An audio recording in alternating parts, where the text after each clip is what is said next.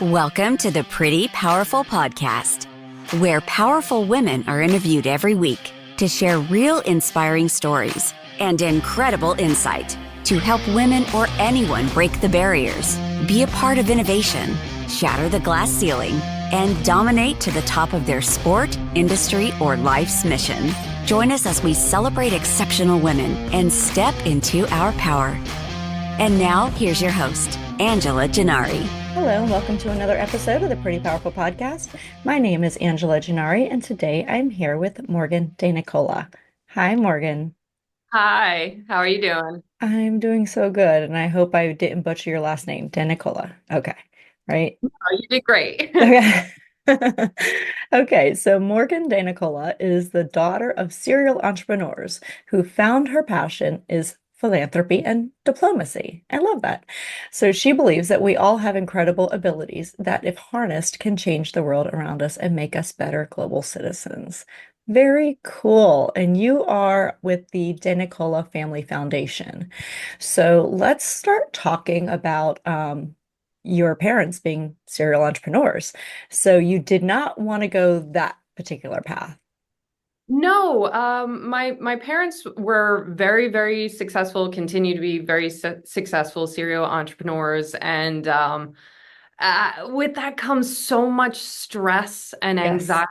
anxiety. So originally I said no, went in the complete and total different direction, went to school to become a teacher, and came back to Pennsylvania and decided I would just temporarily do some marketing for my parents' different companies. And I realized I hated it. I absolutely hated doing marketing and being in the same office as my parents. I was like, I don't think I can do this. So I left for a while, went back to school to become a vet tech. And my parents were asking me that question is what is it that you want to do? And I feel like that's such a loaded question. Yes. I was like, I don't know, save the world. Mm. Loaded answer. So I sat down with my family, and luckily they are incredibly supportive of me and my brother. And they were like, okay, let's help you figure out how to save the world. And that then became the birth of the DeNicola Family Foundation that I am now lucky enough to get to run. But I do work very closely with my father. So long story short, I am still working with my parents. So, But you're heading up your own thing and you're following your dream, which is very cool. yes, I do branch off a little bit, but it is very nice to also work hand in hand with my father because we come at problems from different perspectives. I'm more philanthropic and he's more business, but the merging of the two makes for a very interesting work environment. We're able to kind of take on really unique tasks. That's very cool. So tell me about some of those tasks. Like what kind of things do you support? Well, I also work with the Elmwood Park Zoo, which they focus on conservation and education, but it is also still in a way a business. So you then again merge business and that philanthropic want to educate and to help. So we work a lot with that. We also work a lot with the Papal Foundation. My dad is Catholic, but I am not. Uh-huh. But it's very interesting to be able to work with that group and for us to kind of come together.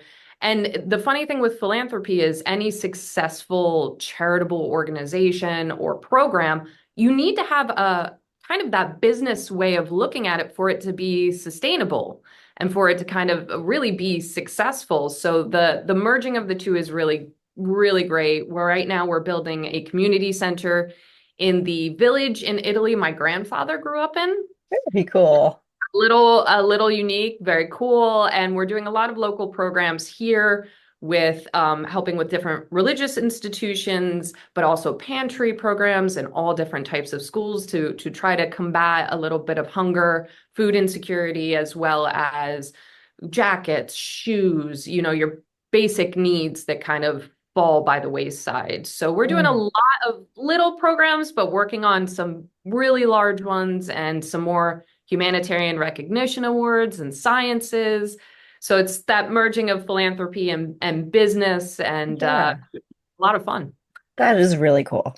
So, when you started with the philanthropy, I know like with my church and different organizations, a lot of them will go to those already existing charities and community organizations because it just they already have the infrastructure, right? So is that kind of the same mindset of like, let's go where there's infrastructure, where our dollars are going to go further? Yes, and we're also very hands-on and boots on the ground, so we don't like to just write a check. Yeah. That's easy in a way. Hmm. And you're not able to really see your impact. So I personally prefer to procure items. So Hmm. I will go to a group that already has that kind of connection with the community and say, what is it that you physically need? And find a way to procure that for them and bring it to them so they have it rather than writing that check and then that organization has to have another person go and find it. So we're also there to kind of alleviate some of that extra work. I prefer to be there and hand it to the individual and kind of feel it and be a part of it. So we're not check writers. We are very much boots on the ground. I like to get my hands dirty. We've physically planted trees, cleaned up trash. I like to get in it. Yeah. So that's a big thing for us. But yes, we mostly partner with those groups that have those relationships and can kind of continue their success beyond you. That's super cool. So I'm similar. I like to do the things that actually get me into the community. Every year I try to take on as many volunteer initiatives as I can, whether it's, feeding the homeless downtown through an organization or, going and working with the food pantries to help sort food. And, there's just such a need and so few people to be able to do it. So it just goes really far when you can go there and just lend a hand.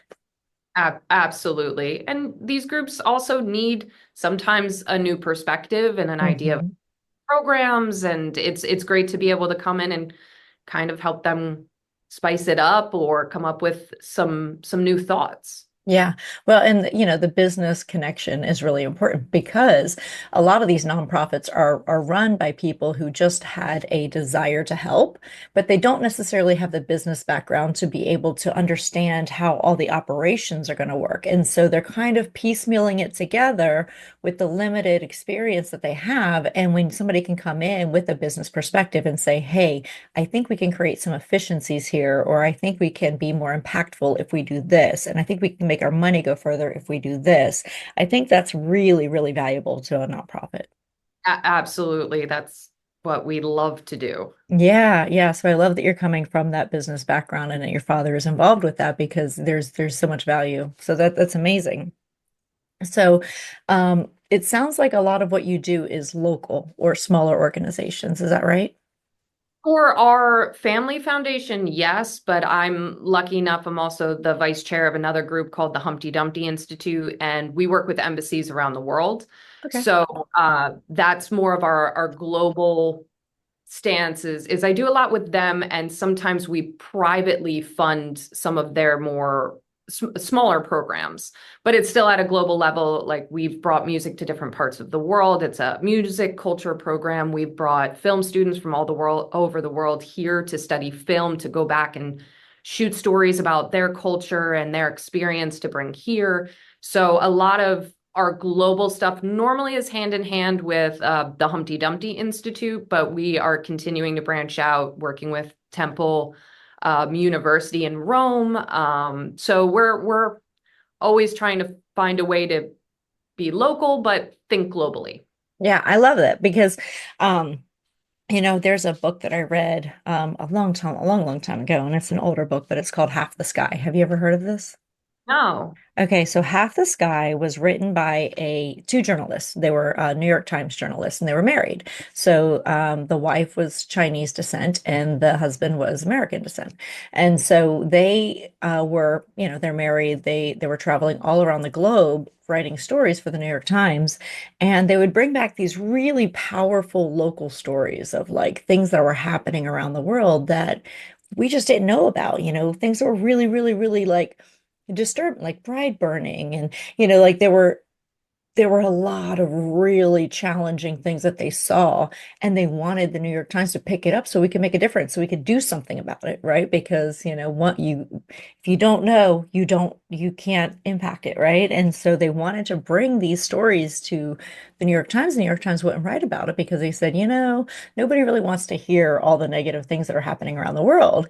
And so they wrote this book called Half the Sky because it wasn't just about negativity. It was not, it was of course they tell you, this child trafficking is happening out of Thailand, and this bride burning is happening in Africa, and like they were it's very, very poignant stories. But at the same time, they were talking about the grassroots organizations that are there doing something about it.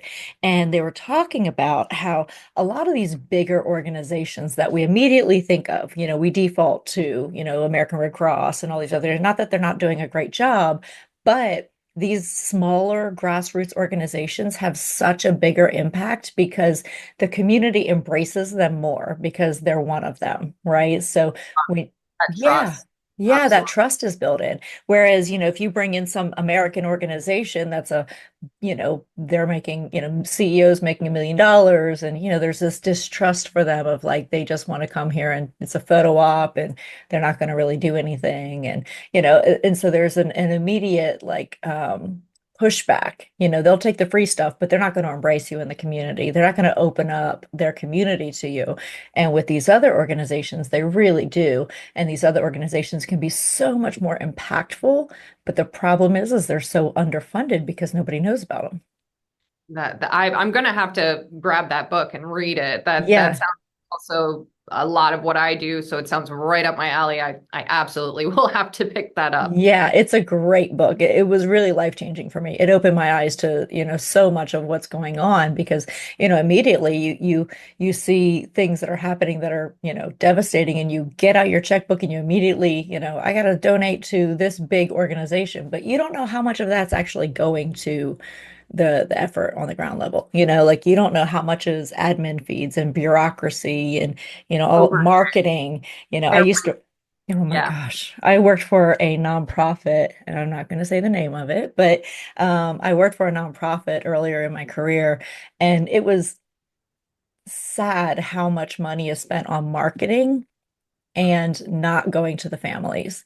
And I get it, you need to do marketing to get the funds, but at the same time, like these families are, they have it in their heart that there's going to be a cure and that all these things are going to happen. And when you see how much money is spent on marketing versus how much is actually getting to the families, it breaks your heart.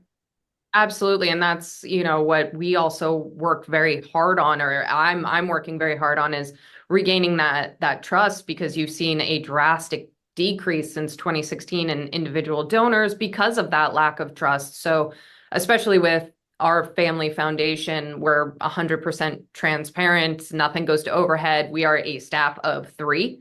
Um, Yeah. and me and my one coworker do everything. I'm the one answering the emails and literally everything.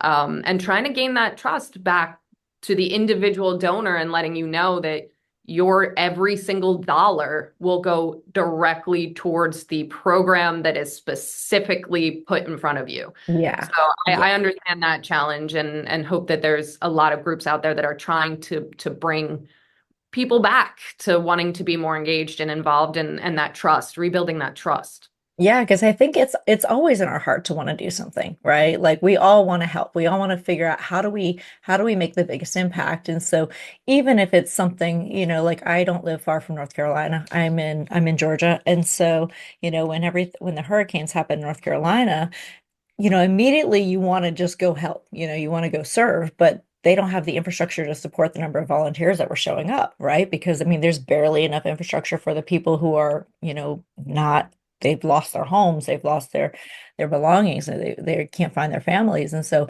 while the need is great, it's also a need for stuff, a need for generators, a need for RVs, a need for, places to roof over your head, something. And so there really has to be an organized effort. It just can't be a free for all. And so when you see these disaster sites and you immediately want to help, it's important to think through who's on the ground and who can actually organize it and tell you what is needed, because maybe they don't need, baby clothes, because right now they just need food. So, Yeah, yeah. absolutely. Yeah. So, yeah, but it's interesting. It's a very there's so much need out there. So I applaud you for what you're doing, because, just taking a stand and saying, I want to be part of the solution. I want to make sure that, we're using our dollars for good. Um, we need more of that. Yes, thank you. Thank you. Yeah, we're gonna continue to just keep educating and trying to get as many people involved in the ways that they can, so everyone can still feel good and we can help our neighbors and feel that trust, and that's a very, very big part of my life and our families' lives. Yeah, that's so important. Um, so when you're talking about being philanthropic, what does that mean? Tell me what philanthropic means. Philanthropy for me, it's your lifestyle. It absolutely is in everything I do from the moment I wake up to the moment that I go to sleep. It's how Yeah. can I help every person I come across today. And that's not always giving money or items. Sometimes for me, it's seeing, letting people feel seen is such a big thing. And Mhm. letting people have a place that they can come and talk to me about potential programs. Like, I want to see this. Yeah. And really being a soundboard for your community, for people you agree with, for people you don't agree with, is a big one for me, and a topic that I speak about a lot. It's being an inclusive place for anybody to be able to go to vocalize a need, and for you to figure out how you can make it just a little bit better for that individual and their community. Yeah, and you touched on an important point here, because I think a lot of organizations will align with those that agree with them, and that can get that's a slippery slope, because then at some point you're excluding people who desperately need help. And just because they may not have the same background, the same, belief system, it doesn't make them a horrible person. We all have our own opinions and beliefs, and a lot of that is ingrained from childhood or culture, and there's so much to be said for somebody who can come in and put all of that aside and just help where help is needed. Absolutely. And that's a large part of who I am and what I've learned throughout my upbringing and through my travels, and every single person that I've been, I want to say, blessed to even have a conversation with, Yeah. help continue to create new ways of always looking at every problem and every situation. And you're able to kind of take yourself out of the equation, because you know that you could meet a person tomorrow that might change that opinion or that perspective. So you allow yourself that elasticity of growth.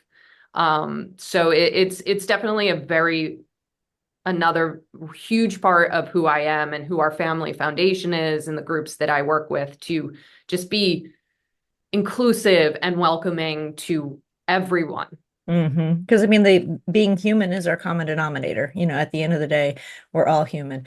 We all hurt. We all, feel things. We all, and to exclude anyone because they don't have the same belief system is just, it's just wrong. So, you want to make sure that you're seeing people for the humanity in them and not the beliefs system that they have.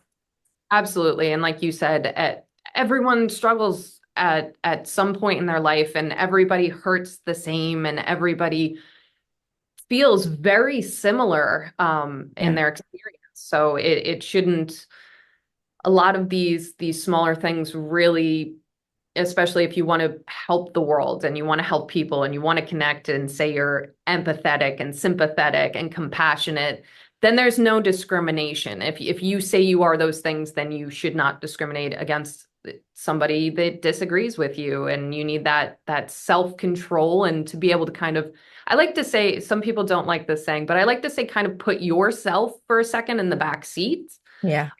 because you're there and you can get back to you, and everything. You already know you if you're confident in you. So sometimes I put myself in the back seat and I'm like, clean slate, talk to me. Yeah. And Yeah. whatever I believe, but it's not going Right. to be incorporated in trying to help an individual. No.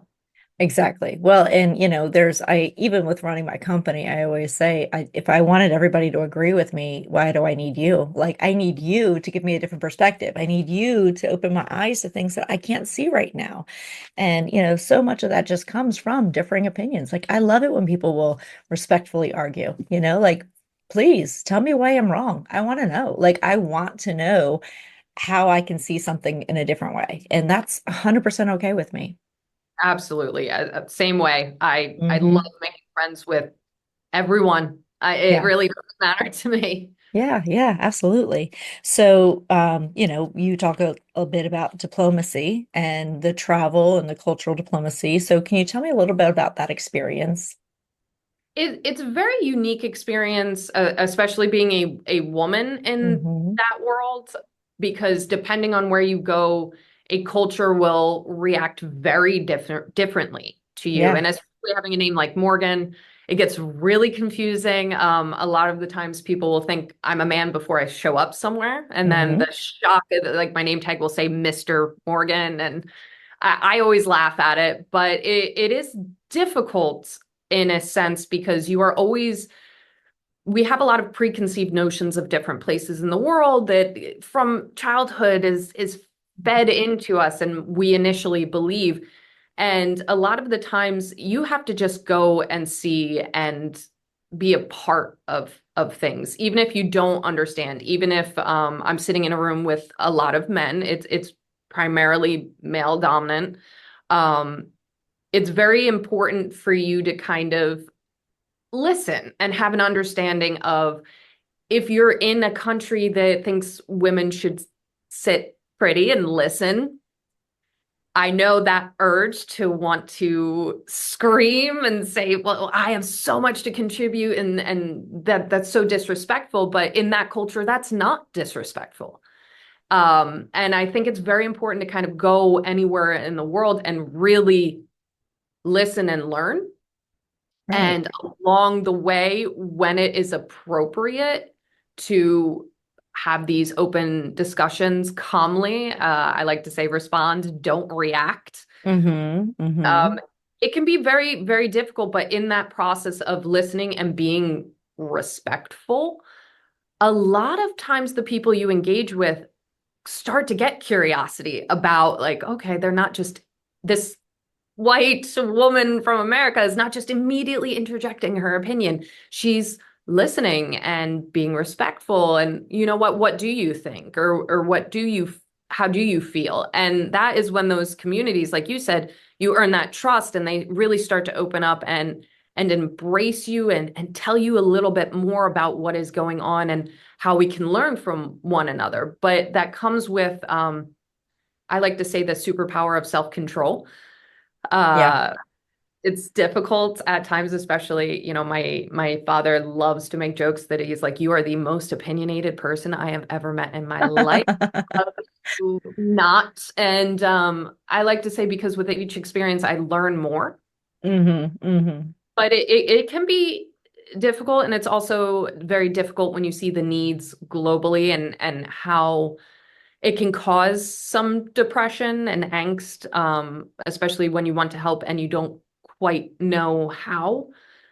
But the more people I'm able to interact with and the more dots I like to say I'm able to connect to try to help one another, you kind of just hold on to those moments of, okay, that's another dot I can connect. That's another community I heard and I was able to learn from and figure out how not only to help their community, but how to bring that back for issues we have here. There are a lot of parallels to issues around the world, and if we could just puzzle piece it together and learn from one another, there's so much to learn from one another, that we could Yeah. resolve a lot of issues and Yeah. have a lot more respect for our neighbors locally and globally. Hmm. Well, and just taking the time to learn about the culture before you go into it, that's really important because you may look at something and see it as a huge problem, but culturally it's an accepted norm. And by going over there and saying, this is not right, we need to do it this way, then they feel like you're just pushing your Western values on them. And they're just, it's not going to be received well. Whereas educating somebody about why maybe we do the things we do and why this is important for our culture helps them to kind of understand a little bit. Oh, that's interesting. I wonder if that would work here versus you're doing it wrong and you should do it this way, right? Like there's something to be said for respecting a culture and educating about why you do something you do, but not necessarily insisting that they do it your way. And asking questions. I Hmm. feel like I have a really good friend of mine. He spends half of his time in Rwanda and half of his time here in the United States. And we were having this really great conversation actually about his family and his family and his culture. It's very common for women to hang out in the kitchen and be in the kitchen, and the men are Yeah. in the living room. And we were having this like really good conversation because it even bothered him a little bit. And he was like talking to the women and his family. He's like, don't you feel like you want to be in the living room or what? And they're like, no, like that Yeah. they even don't mind that part. And that's a part of their culture. But like, if somebody said to us like, oh, the women need to be in the kitchen, we'd be like, are you kidding me? Like, why? Right, But right. it's not, that's a such a good point, is asking those questions and seeing, is it a taboo? Is it something that actually bothers another culture? Or is it a cultural norm that in no way do they want to change, and they enjoy the way they live their lives, Yeah. and just like we enjoy the way we live our lives. So having those open dialogues and being curious without judgment, Yeah. and Yeah. you said pushing our own belief structures on others, makes Yeah. you somebody people want to engage with and tell their story and bring in, like, no, just come see, come be a Yeah. part of it. And then your perspective might be like, you know what, I kind of do like this, the what you guys are doing. So it is, to me, it's fun. It's fun constantly educating yourself and growing and learning what they're doing in another part of the world that you never thought you would be sitting down at a table and having these discussions. Yeah, absolutely. When I started traveling, I didn't travel at all when I was little. Like when, I grew up in Pennsylvania, and so we didn't really go anywhere but Ocean City, Maryland. Like that was it. So that was our annual vacation. And so I really didn't start traveling until I got into college. And then when I got to college is when I started like, I wonder what it's like to take a flight across the country. I wonder what it's like to drive to San Diego. I wonder what it's like to go visit the UK. And so, like, that was the first time I'm like, I'm going to go explore this world. There's so much to see. And so I started it just totally changed my perspective on everything. I mean, traveling is the one of those things where you have to invest in this. I mean, it is the most life-changing experience you'll ever have is going and visiting other cultures with an open mind.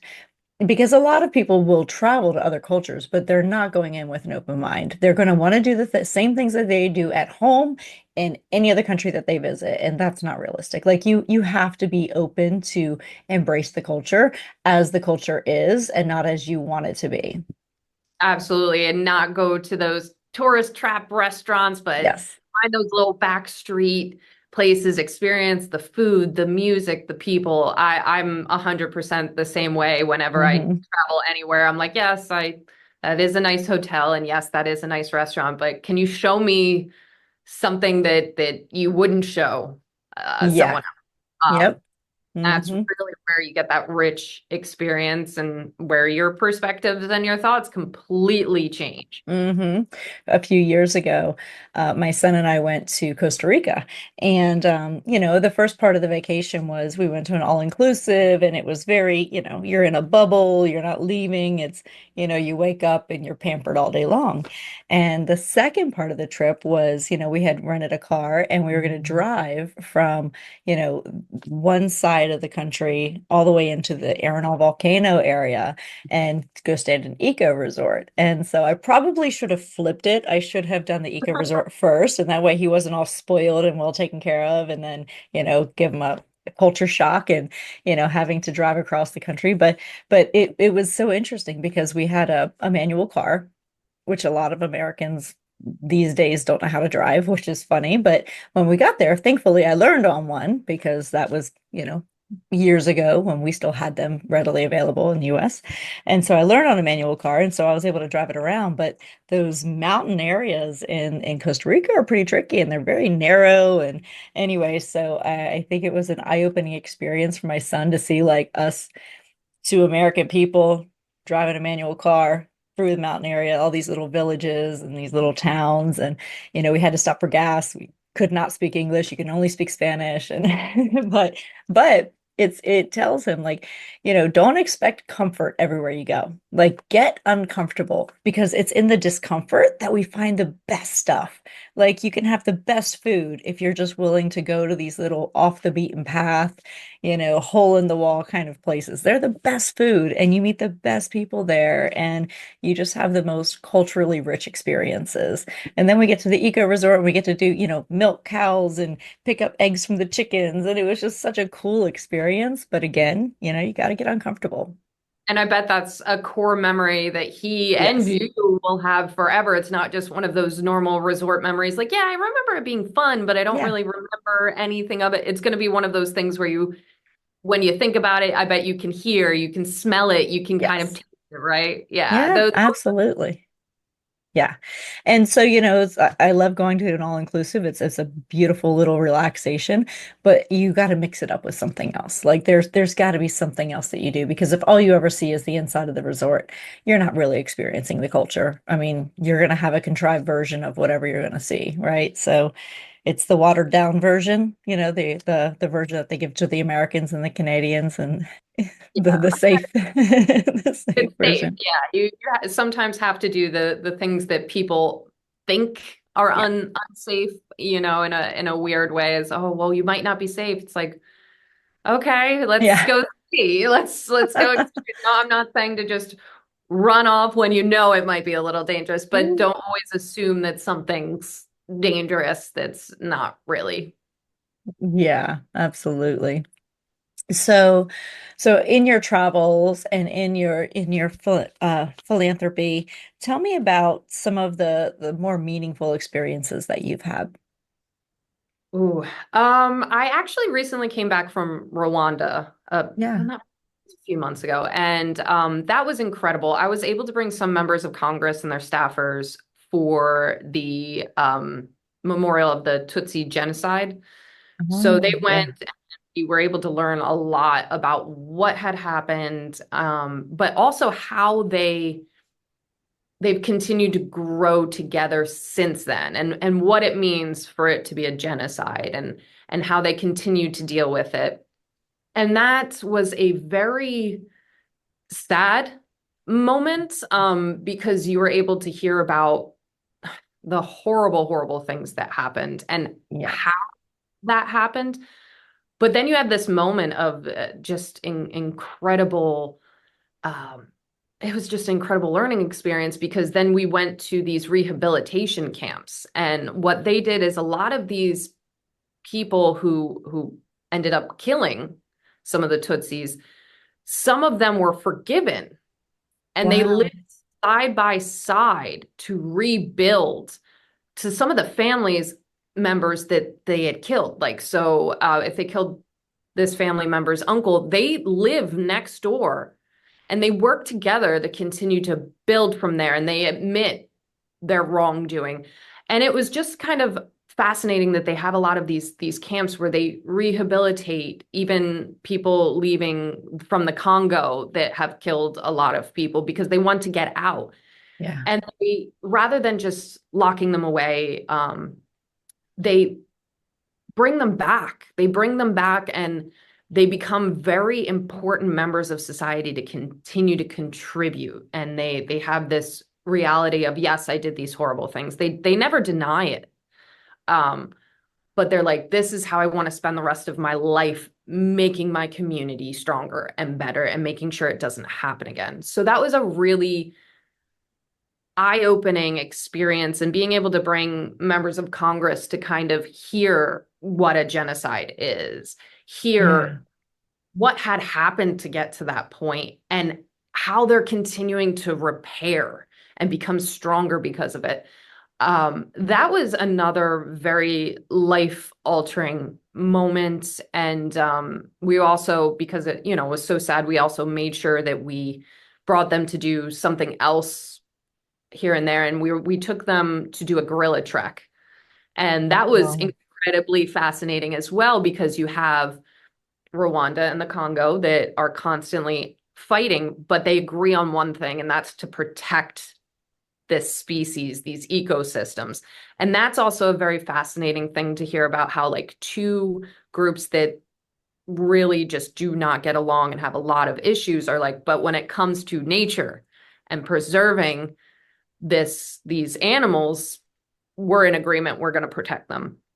And so also seeing we were in a family of 15, 16 gorillas that I actually ended up Wow. by one. It was a very wild situation. And I text messaged my brother. I was like, don't tell dad, but I got kicked by a gorilla. And he was like, that is the weirdest text message I've ever gotten in my life. Um, but it was really great to be able to bring our lawmakers to a place that they wouldn't experience, to see a culture that they might not have experienced, and something that was so important to learn from, and bring it back and like have that. I like to say that we are educators, and I love being able to bring our lawmakers, are the people at the forefront of deciding what our country does, but taking them around the world to see it, experience it, and however they decide to incorporate it in their decision making is up to them. But that was a very life-changing experience. I always feel like Africa, no matter where I go in Africa, is always life-changing. But we also did a great trip to Warsaw and met some of the righteous among the nations. They're the individuals that survived World War II that saved a lot of Jewish families. So I was able to sit down and hear about their experience, and how their life changed, and how, again, to bring that information back and be aware when things like that start to happen, and how to prevent it, and how to take care of these amazing people that are like the last of their generation. And that was a life-altering experience, to be able to speak Hmm. to them and see some of the camps. And with each of these experiences, you learn, and it changes you on such a deep level, and it makes you continue to think, okay, who else can I bring to these different Hmm. places? Who else can I help, just to see the world a little different and have a full picture? Yeah, yeah. Well, and that's one thing that I can appreciate about the internet, is that it has opened our eyes to what the world offers, to the different perspectives and the different cultures. And, when I was younger, you wouldn't know these things unless you saw them on TV or unless you were traveling. But I love that the internet and social media have opened our eyes to, I can be friends with somebody in Rwanda and hear their story, and I can see things on the news, and I can find it on the internet somewhere, where I can find some more information. But, that is the one thing I can appreciate about, as much as sometimes I feel technology is going the wrong direction, there's some benefit in just that, the awareness, the just opens your eyes to what's going on. Yeah, the fact that you have the opportunity to, if you want to self-educate, to Right. really dive in past the headlines, past the picture, but to speak with an individual that lives there, or to Yeah. really get a more balanced perspective and dig through information, if you want to educate yourself. That's what I love about the internet, is I'll read something and be like, I don't know if I believe that, and Yeah. then start digging and going down the rabbit hole and getting more and more information, and giving yourself kind of a balanced perspective of what might be going on. But really, truly, there's no substitute for travel, because when you're there, that's when you see the people who are looking for internet exposure too, right? So the shopkeeper, the little restaurant owner, you go and you talk to somebody on the street, like these are the people who, you know, they don't have anyone to impress, right? Like they just want to live their life. And so those are the most interesting ones to talk to. Absolutely. Super pure, authentic. Yeah. Yeah, they have nothing to lose, and they just want to show you who they are. Yeah, it's a, Yeah, a beautiful experience. absolutely. So I notice also like, I just learned I'm trying to pick up more languages right now because there's value in knowing the language. So I was in Peru and I remember so I was there for a month-long volunteering trip. And so we were building a school, and so my Spanish wasn't great, but I mean it was conversational, right? Like I could at least get by, because we were in a place where you not very many people spoke English. And I was walking through this market, and just, you know, there were some guys in front of me, and they had asked how much something was, and they had asked in English, and she told them in English how much it was. And then I had asked also, I was like, so how much is this? And she told me but I asked in Spanish, and she gave me a different price. It was a better price. But I think it's just an appreciation of like, hey, they're not here to again be as American or whatever North American as they can be. Like they're here to be open, they're here to integrate, and just having an appreciation for cultures is really important. Yes, absolutely. You can see it, and it's Yeah. amazing. It's really amazing, especially when you give that effort into Hmm. wanting to be a part. It's appreciated. It very rarely, occasionally it will backfire, but for the most part it doesn't. You'll get that Yeah. smile like, okay, you're trying. Yeah, All I'm right. trying. Just trying. So with what you're doing, on the philanthropic side and diplomacy, and that must really be appreciated everywhere that you go, or I would hope that it is. Yeah, yes, definitely. Because anywhere I go, it's that understanding of, okay, you're trying to tell our story. You're trying Right. to learn. You're trying to incorporate it because it goes both ways. A lot of individuals in the other parts of the world have their own idea of how Americans are. So when you're able to kind of be an example of, no, I'm not going to scream and shout. No, I'm not going to be rude. I'm not going to, it gives me an amazing opportunity to be like, oh, okay, not all Americans are. Yeah. And I love being able to be a part of that. And I can say, okay, not all Rwandans are, or not all. Yeah. It's a beautiful moment to represent and to continue to educate. Yeah. So most people are very open to that. Yeah. So do you have a platform, like a social media platform, where you'll do videos from the places that you're traveling to? And Right now, it's the DeNicola Family Foundation holds a lot of what I do, but I am working on morgandenicola.com, just kind of my own platform since I am in so many different unique fields. I've had a lot of people ask me, like, where can I go to see or listen to your podcasts? And it's yeah. like they're kind of all over the place right now. So hopefully, and I believe we're trying to launch it in 2 months. But again, it's one of my 5 jobs. So I'm Yeah. kind of working on it on the side, but it will be morgandenicola.com. But right now it's on the DeNicola Family Foundation. It's also the DeNicola Family Foundation on Facebook, or you could just find me on social media, Morgan Sliker, DeNicola, my married hyphenated name. But just word of warning on my social media, I'm also very much my goofy natural self. So you might just come across videos of me cooking or playing with my dogs. Yeah. I love it. It's very much just me being me. It's not Yeah, all been yeah. so. Oh, that's awesome. So who inspires you? I'm gonna start by saying first it was my mother. Mhm. Being a woman starting businesses in the 80s, I didn't understand at the time the difficulty she was going through, and I was like, why is she always so anxious and all over the place and sometimes very sad? And it wasn't until I was a little older that I understood. She had a conversation with me, and she's like, Morgan, you want to effectively have all of this change happen. And I was, yeah, one of those soapbox, standing on my soapbox Yeah, screaming. yeah. And she said, if you ever want to effectively create change, you need to do it from the inside. And Hmm. at the time, she's like, you have to become a part of it. Like, well, no, if I don't like the way why would I want to become a part of it? And she told me, you don't tear down a building by throwing rocks from the outside. And Hmm.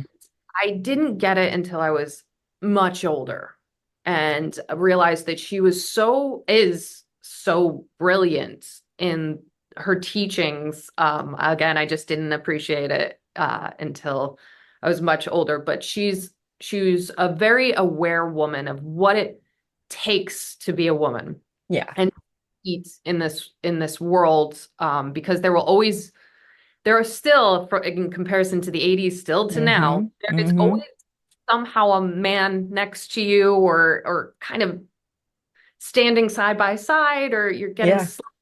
shadowed. Um, and as much as we have made progress, it's definitely still there. And Mhm. she's correct in the be a part of it, learn, create.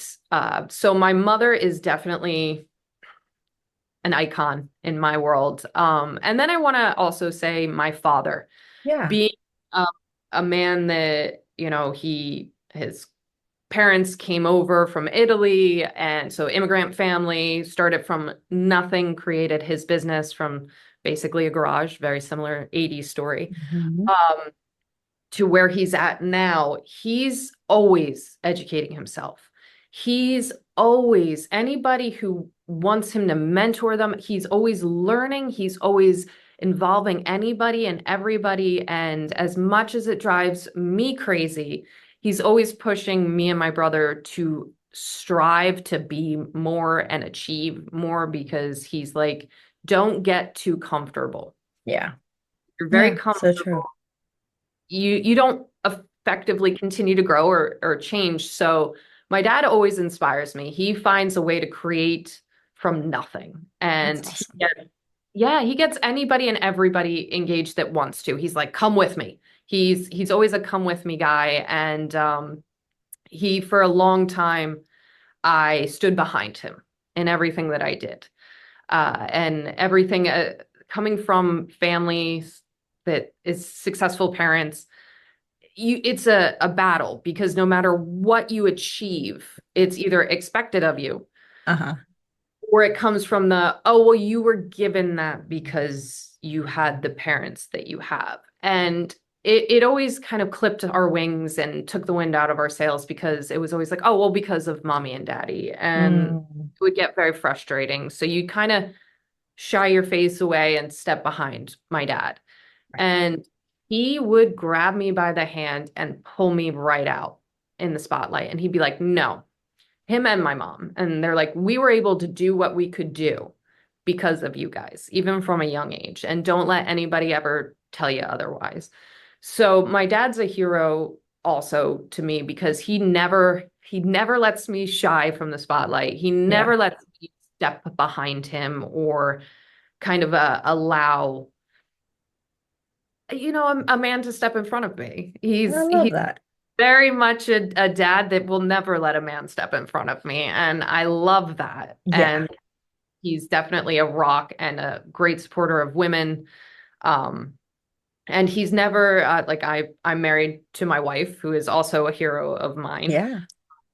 and he's never been shy about saying his daughter's married. Even working with the Papal Foundation, he has never shied from saying my daughter's married to a woman. He's That's not awesome. married. Yeah. My wife is, I'm gonna give her a shout out, but she's come from a single, her mother raised her, and she doesn't let anybody help her. Yeah. She's gone back to school, and I'll be like, hey, let me help you. And she's like, no, I got it. And I absolutely love women that just are like, no, I I got got it. this. Yeah. Do it Yeah. myself.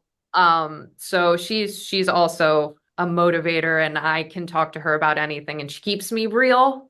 That's You know, awesome. she'll make sure you don't get too ahead of yourself or inflate your ego. She'll kind of bring you back down. And then just I have so many incredible women that juggle being a mom, being a Hmm. boss, being happy.